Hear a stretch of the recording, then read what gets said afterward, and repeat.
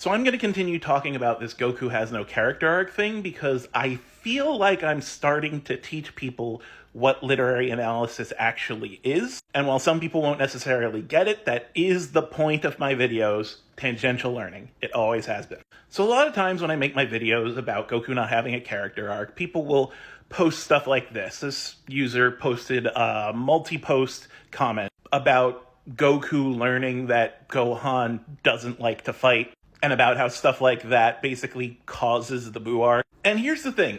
A lot of times when upset anime fans try to argue stuff like this, which, by the way, literary analysis should be a discussion, it's not an argument, there is no objective reading. They always try to argue these gotchas, like, oh, I found this one situation where you might be able to interpret it that somehow Goku has some sort of emotional development or whatever. And the thing that they often miss is that when we're talking about stuff like this, we're talking about what the primary focus of the story is.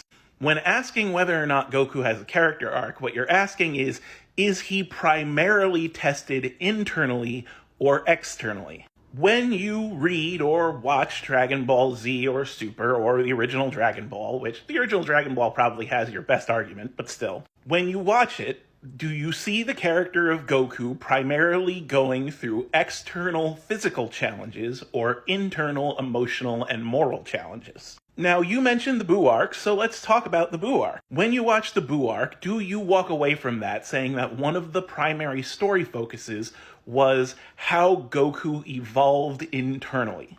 Like, genuinely, is that the thing that you walked away with the first time you watched the Buu arc? For me, if I were thinking about the Buu arc, I would think of the awesome fights, which again are external. And as far as internal character evolution, I would think of Vegeta, the whole Majin Vegeta arc. I would think of Gohan, and everything from the Great Saiyaman to training with the Supreme Kai to getting merged with Buu. These are characters that are primarily tested internally.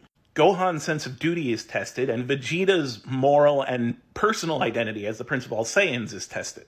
And they experience character development, and they change.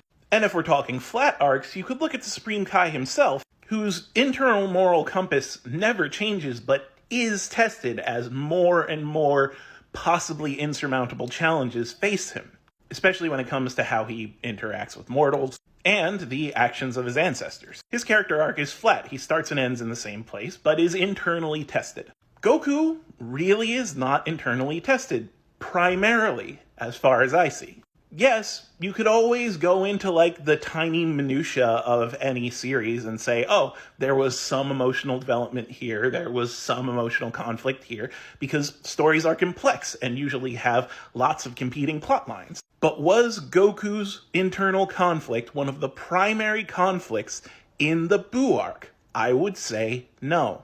I would say his external conflict is, but I would not say that his internal conflict is. And when that is the case, that is called not having a character arc.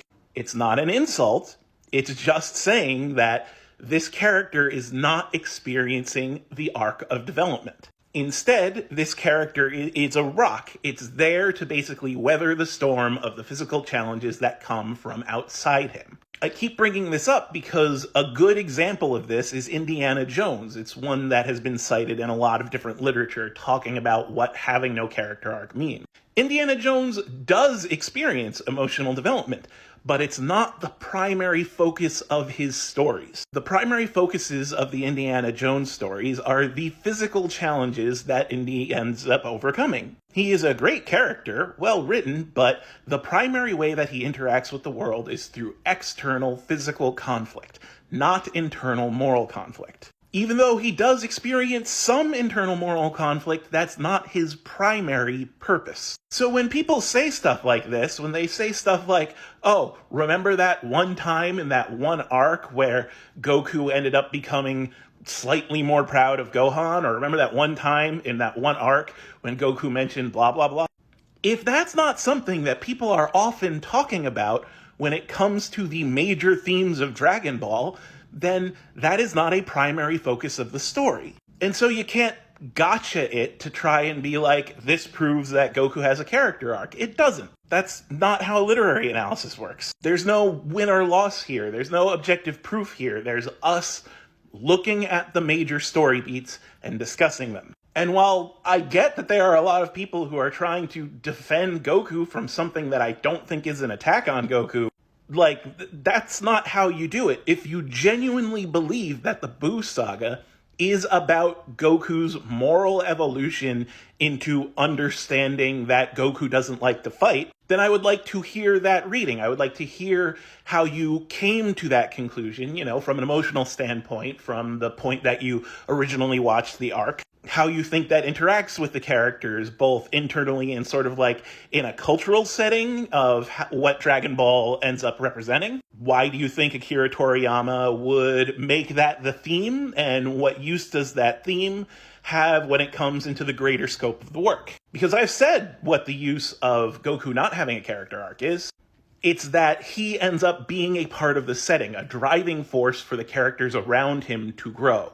His actions as being this example of a morally unshakable martial artist who always wants to do good, and yet is super simple-minded, challenges the beliefs of other characters like Vegeta, causes moral conflict in characters like Gohan, causes complete character turnarounds in characters like Piccolo, and continually moves the story forward to its next conflict. In fact, I would say that if Goku had a story arc, the story would be very different. So again, if your genuine reading is Goku has a story arc, I want to know what's the purpose, how it plays into the general arc of the whole Dragon Ball story, what it means to the other characters, what it means culturally. How does the story interact with this thing? If all you could say is, Goku felt an emotion once, that's not a very good argument. And it's also not what we're doing here. Again, we're at the book club. Stop trying to throw hands at the book club and start actually discussing the work at the book club.